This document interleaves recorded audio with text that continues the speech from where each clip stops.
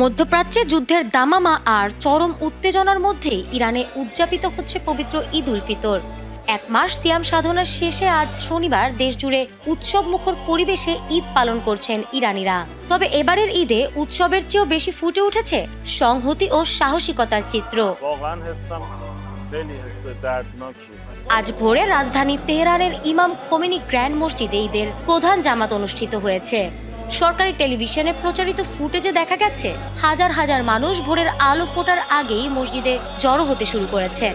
মসজিদের ভেতর তিল ধারণের জায়গা না থাকায় সাধারণ মানুষ আশপাশের উন্মুক্ত ময়দান ও রাজপথে কাতারবন্দী হয়ে ঈদের নামাজ আদায় করেছেন।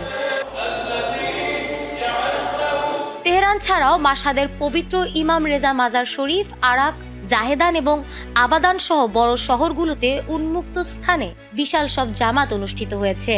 এবারের ঈদ ইরানিদের জন্য কেবল ধর্মীয় উৎসব নয়, বরং এক শোকাতুর ও প্রতিবাদী আবহে পালিত হচ্ছে। ঈদের দিনই দেশটিতে শোকের ছায়া নেমে আসে ইসরায়েল ও যুক্তরাষ্ট্রের হামলায় নিহত গোয়েন্দা মন্ত্রী এবং বিপ্লবী গার্ডের মুখপাত্রের জানাজাকে কেন্দ্র করে। ঈদের নামাজের পরপরই সাধারণ মানুষ তাদের প্রিয় নেতাদের জানাজায় শরীক হন। বিশ্লেষকরা বলছেন, একদিকে যুদ্ধের হুমকি আর অন্যদিকে শোকের পরিবেশ, এই দুইয়ের মধ্যেও সাধারণ মানুষের স্বতঃস্ফূর্ত অংশগ্রহণ ইরানের জাতীয় সংহতিরই বহিঃপ্রকাশ। যুদ্ধের ছায়ার নিচে দাঁড়িয়েও রাজপথে নামাজ আদায়ের মাধ্যমে যেন ইরানিরা বিশ্বকে তাদের অবিচল মনোবলের বার্তাই পৌঁছে দিল। ফারহানা হক, এটিএন বাংলা।